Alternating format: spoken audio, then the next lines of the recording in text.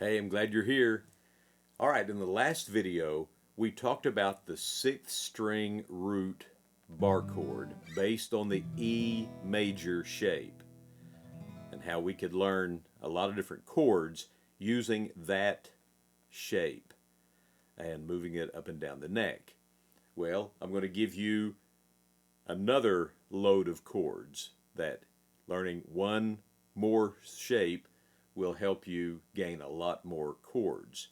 And this is the fifth string root, where the last one was rooted on the sixth string. This will be on the fifth string, and we're going to use the A major shape as our basis for that. Now the A chord is rooted here on the fifth string because this is an A string. Remember, Eddie ate a dynamite. Goodbye, Eddie. And we're going to, and so we have these three strings, the second, third, and fourth strings, all fretted on the second fret. And whether you use all three fingers like that, kind of staggered, or some people will hold both of these the third and fourth strings with one finger, and then the second string with this finger. A lot of times, players will also, they'll just use one finger and hold all three of them down. I do that a lot. But that's the A major chord. Now, just like when we had the E major, there's a seventh, there's a minor seventh. Okay, with the A shape, if we play the A major and we leave the third string open, we lift our ring finger, then we have an A7 chord. We have an A minor right here by taking this note and moving it down to the first fret. There's our A minor,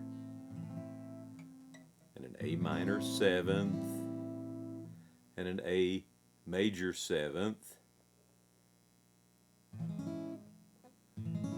all based off of this A chord shape. And once again, all those can be moved up. Now this one is actually a little bit more difficult than the E-shaped bar chord, this fifth string root, and I'll show you why that is.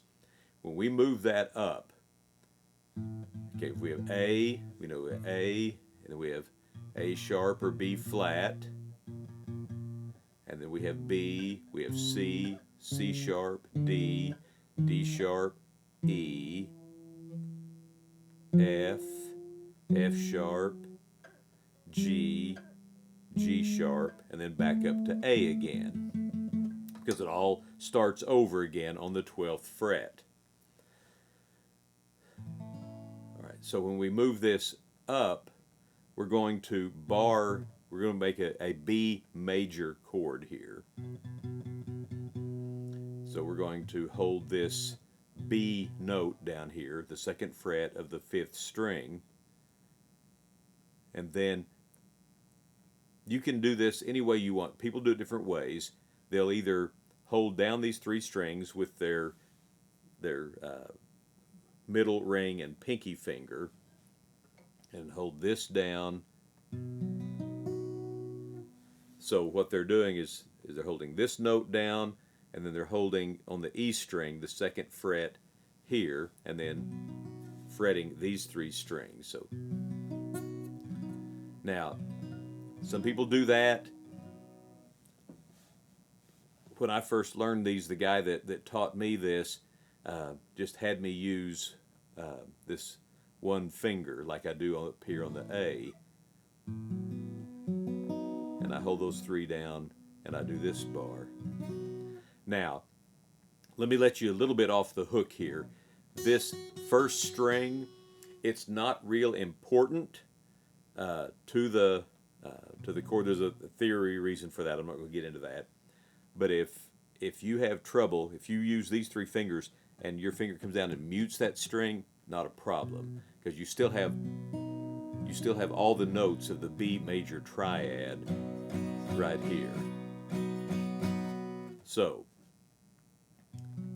there's your B, there's a C, C sharp, D chord, D sharp, an E chord, an F chord, F sharp, a G sharp, and an A right there. We're not playing the first string. We're leaving it out of the mix. So a lot of times I will let as I go down and form this bar, I let my index finger actually just barely touch that string as I put that finger down, and that deadens that string, it mutes it. So I don't have to be real careful to make sure that I put my pick in right down here. All right, now once you've got that shape down, then you've got some of the same freedom that you had with the E chord. There's your B. This is actually a C major. You can put the shape of the A minor chord up here, and you have a C major chord, C minor chord, excuse me.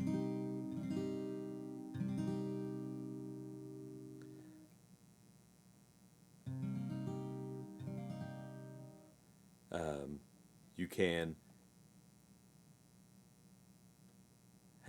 fret the second and the fourth string, and there's a C major 7, C7, I'm sorry, and that translates all up and down the neck. Like I said, this one will take you a while to get.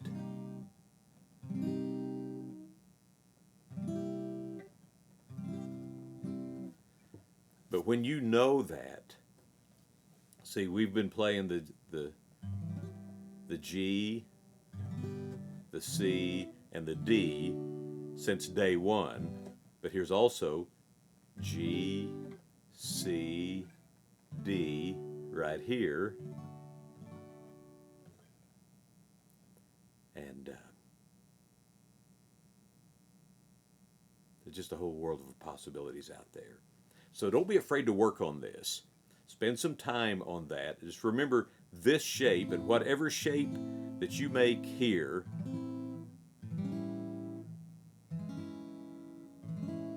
can be moved up. There, beautiful C major 7. And once again, now in these two lessons, once you get those two shapes down and those configurations, you've got at least 100 new chords in your arsenal that you can use to play. And then when you look at a chord chart and it shows some kind of, weird chord that, you think, I'll never be able to learn that, you may already know it. So work on that. And if you got any questions, send me a message. Be glad to help. Otherwise, I'll see you at our next get-together. All right, God bless. We'll see you later.